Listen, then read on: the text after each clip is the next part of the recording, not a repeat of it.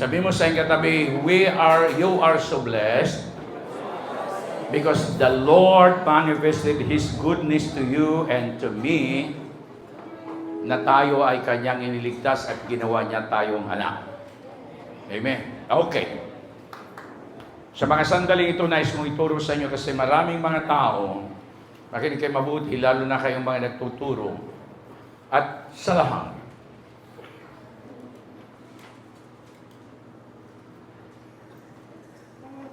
kasi maraming mga nagtuturo about the topic of born again. Born again is not an act of man. Ang born again, hindi ito gawa ng tao. Ito ay gawa ng banal na Espiritu. Walang sinumang taong maboborn again kung ito'y gawa ng tao. No human effort, no human intervention. In the book of John, chapter 1, verse 12 to 13, hallelujah. But to all who believe Him and accepted Him, believe, meaning the word, accept, submit, yield, and surrender. He gave the right to become children of God. Ang ibinibigay dito is just the right to become. Hindi ito automatic na maging anak ng Diyos, but just the right.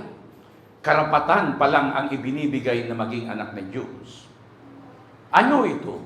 Verse 13. They are reborn not with a physical birth resulting from human passion or plan, but a birth that comes from God.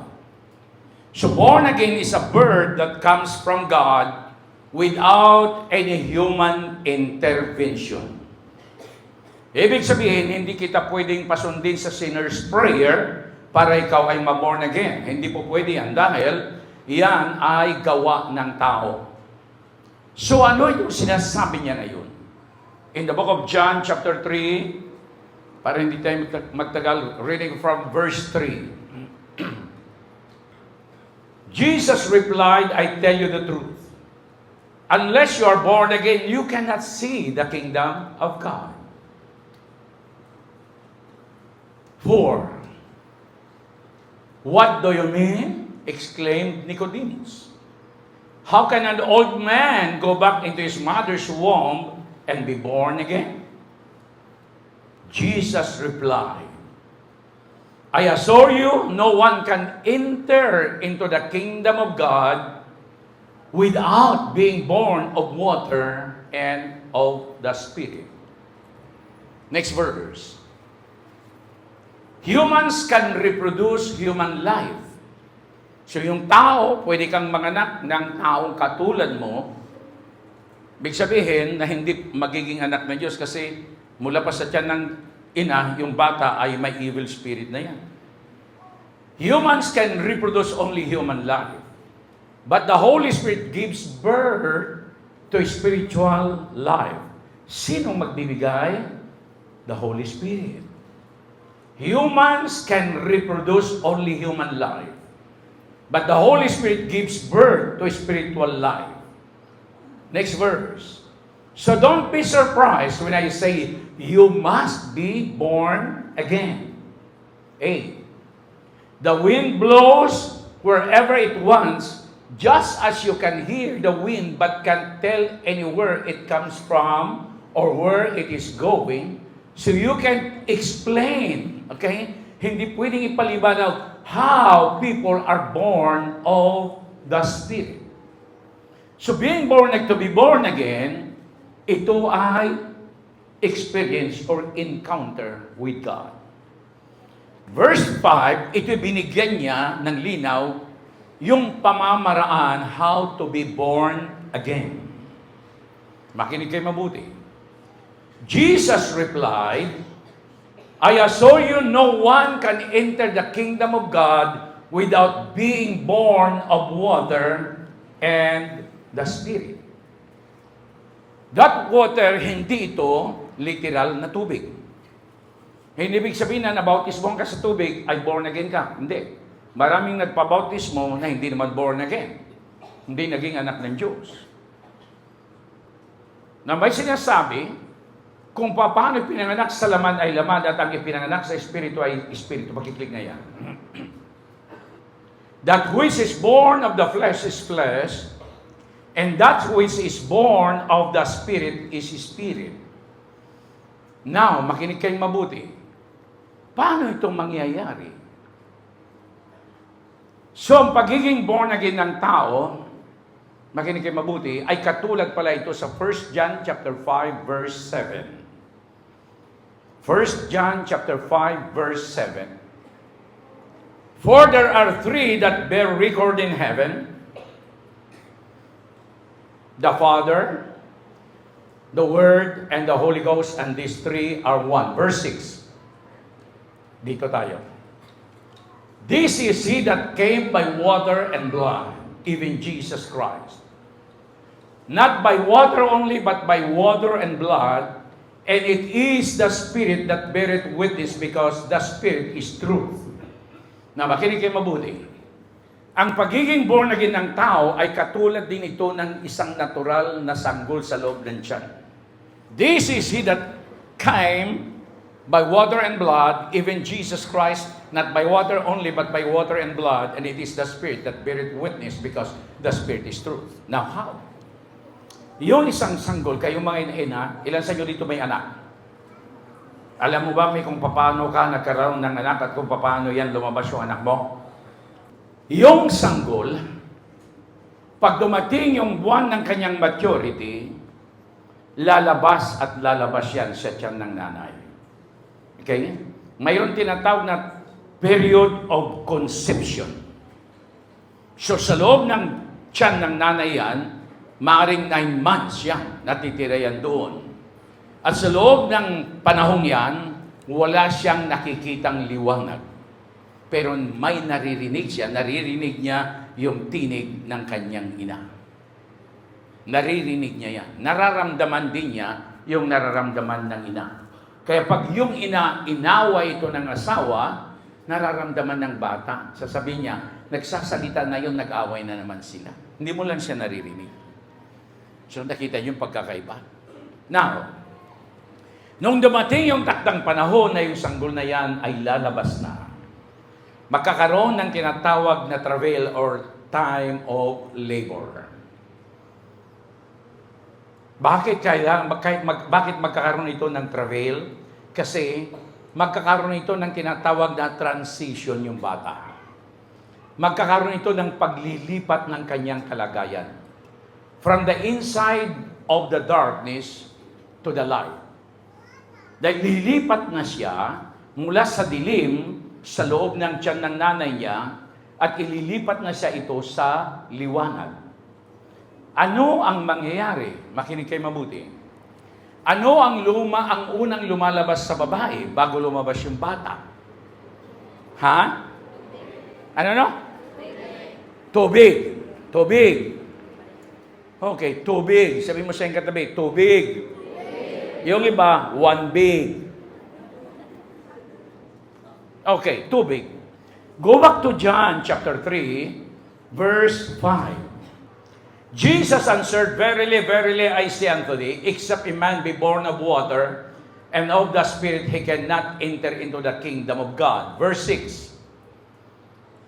That which is born of the flesh is flesh, and that which is born of the Spirit is spirit. So, ang unang lalabas diyan is the water. Bakit water? Kasi kailangan mo ng malinisan. Kailangan mo ng malinisan yan. Now, go back to 1 John chapter 5, verse 6.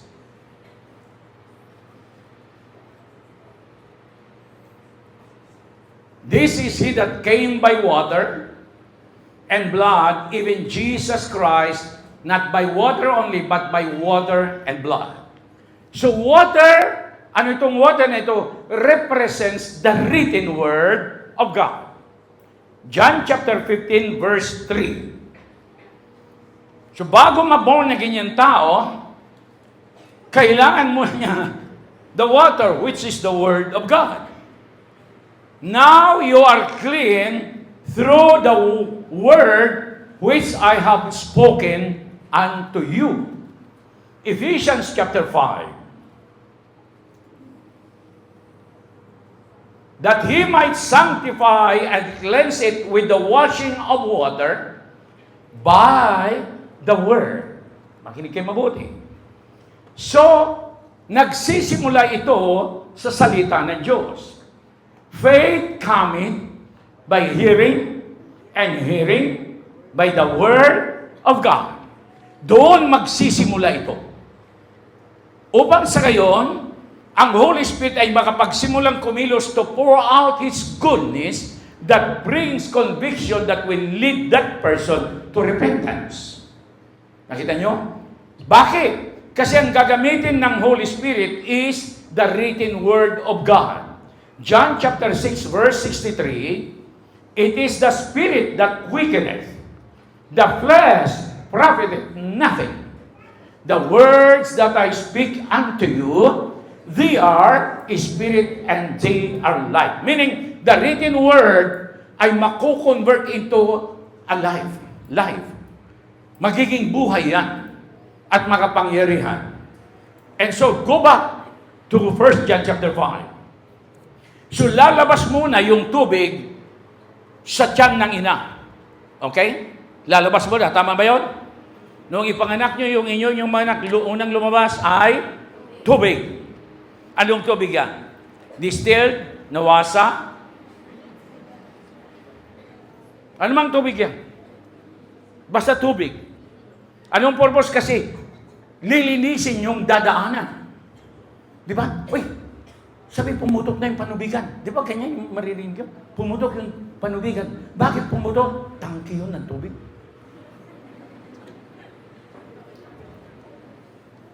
Panubigan, ibig sabihin, tirahan ng tubig yun. So ngayon, lalabas ang tubig. Pag sinabing lalabas ang tubig niyan, ang salita ng Diyos ay maire-release ngayon at itong tao na nakikinig, ano ang response niya dito sa salita ng Diyos ngayon? Kapag yung tao niyan ay tinanggap niya yung salita ng Diyos with joy, that's the beginning of the work of the Holy Spirit. Next, this is he that came by the water and blood. Even Jesus Christ, not by water only, but by water and blood. So water, makinig kayo mabuti. This is the Word of God. 1 Peter chapter 1, verse 20. Kailangan maranasan nyo. Otherwise, hindi mo pwedeng i-explain ito sa mga tao, sabihin sa mga tao, without you experiencing first. Who verily was foreordained before the foundation of the world, but was manifest in these last times for you. Who by Him do believe in God, that raised Him up from the dead and gave Him glory, that your faith and hope might be in God. 22. Seeing ye have purified your souls in obeying the truth. How? Obeying the truth. Who is the truth? Jesus and the Word. Through the Spirit unto unfeigned love of the brethren, see that ye love one another with a pure heart fervently. Verse 23. Dahito na. Being born again, yan na. Sabi mo sa katabi, yan na. Being born again, not of corruptible seed, but of incorruptible, by the word of God, which liveth and abideth forever. So, paano maborn again ang tao? Tinanggap ang salita ng Diyos. But as many as receive Him, to them give Him power or the right to become the children of God. Sa New Living Translation. For you have been born again, not to a life that will quickly end. Your new life will last forever, because it comes, Makinig kayo mabuti. So, anong sinasabi niya? It comes from the eternal living Word of God. Amplified version. So, born again meaning regenerated. Regenerated, hindi yung sumunod sa sinner's prayer. Regenerated, that is the work of the Holy Spirit. You have been regenerated, born again, not from a mortal origin or seed, sperm. Ito na. Hindi galing sa sperm or egg cell. But from one that is immortal by the ever-living and lasting Word of God. Paano malalaman na ikaw ay born again? Because you crave for the Word of God. Wala kang ibang ninanasa kundi ang salita ng Diyos. You delight to the Word of God. You delight in the Word of God. Lagi kang nananabik sa salita ng Diyos. And so if this is your condition, meaning papasok ka na doon sa pagiging born again. So, once na pumasok na yung salita ng Diyos, dahil ang Diyos tinitingnan niya ito, ang sabi niya, God is watching Jeremiah, pakiklik yan, over His words to perform it. Minabantayan o minamatyagan ng Diyos ang kanyang mga salita upang ito ay tuparin sa iyo. Ito na, makinig kayo mabuti. Then said the Lord unto me, Thou hast well seen, for I will hasten my word to perform it. Anong gagawin ng Diyos? Isasagawa niya ang kanyang salita. Meaning God will put to life the written word. Bibigyan niya ito ng buhay. How? The Holy Spirit. So ito yung born again. Tinanggap ang salita ng Diyos. Go back to 1 Peter chapter 1 verse 22.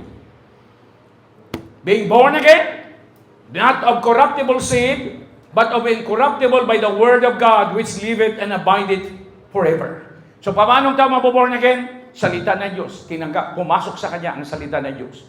So kapag walang salita ng Diyos ang tao, hindi yan born again. So anong tinanggap niya? It's the word of God. So yung sinasabi, born of water and of spirit, hindi water yun. Na literal, but the word of God. So what will happen? Pagpasok mo ngayon, pagtanggap mo ng word of God, immediately the Holy Spirit will quicken the word. Papasok agad yan. Dahil sinabi ng Diyos, God is watching over His words to perform it. So the Holy Spirit ay yung Word of God, hindi pwedeng magkahiwalay yan. The moment na tinanggap ng tao yung salita ng Diyos, ano man ang sinasabi ng Diyos, pag tinanggap niya ito, then the Holy Spirit will come in. Nakuha ninyo? And then, makinig kayo mabuti. Go back to 1 John chapter 5. Ganyan ang pagtuturo sa pagdidisciple ninyo sa mga tao. Hindi yung patanggap-tanggap. Anong tatanggapin ng tao? That is, He that came by water and blood. Even Jesus Christ, not by water only, but by water and blood. Okay, in the book of Colossians, you were redeemed. Before, sabi niya, you were dead. Pakiclick nga yan. And you that were sometime alienated and enemies in your mind by wicked works, yet now hath He reconciled in the body of His flesh through death to present you holy and unblameable and reprovable in His sight. Okay. Next, sinabi niya, you were redeemed by the blood. Kayo ay tinubos sa pamagitan ng kanyang banal na dugo. By the blood. Sabi mo sa katabi, you were redeemed by the blood. Now, gusto ko maintindihan nyo ito. This is the way to para ma-born again ka. Hallelujah. You were redeemed by the blood. The blood. The blood. Everybody say, the blood. It's the blood. The blood. Without the shedding of blood, there is no remission of sin. Hebrews chapter 9. So, sabi niya, water and blood. Para ma-born again ang tao, anong kailangan niya? The water. What is the water?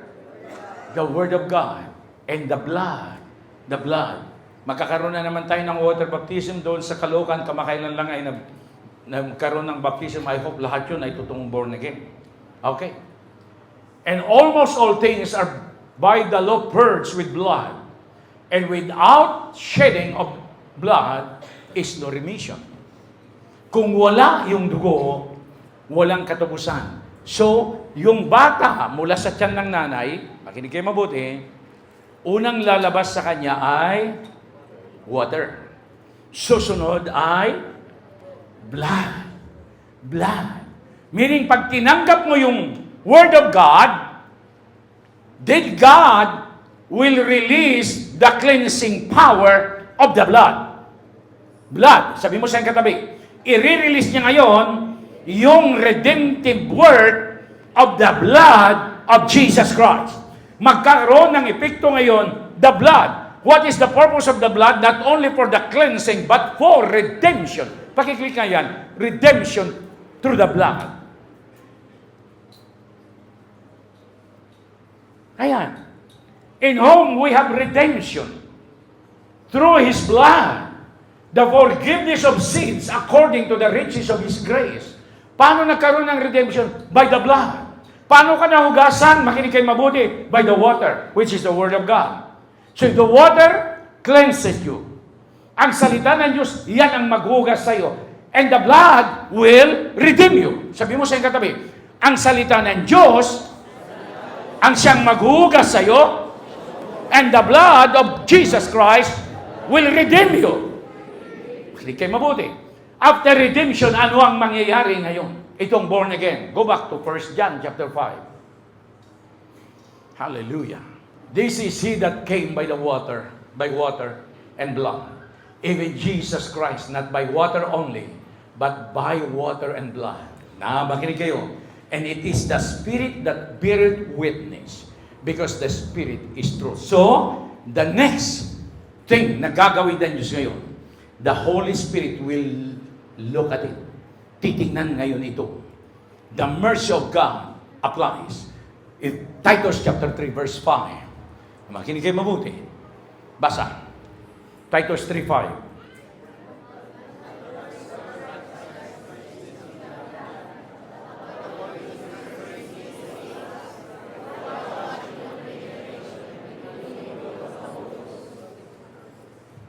Renewing of the Holy Ghost.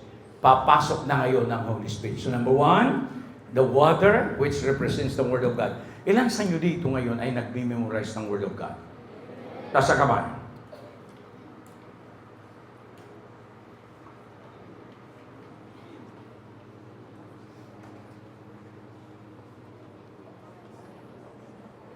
Kasi na kayo dito.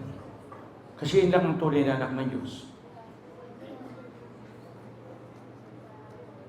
Dito.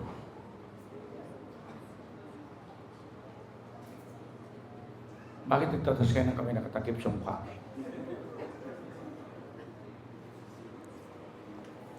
The Word, the blood, then the Holy Spirit will come in. Iyan ang tunay na born again. Papasok ang Holy Spirit. At ito na ngayon. The Holy Spirit will dwell inside of your heart. Yan ang tunay na born again.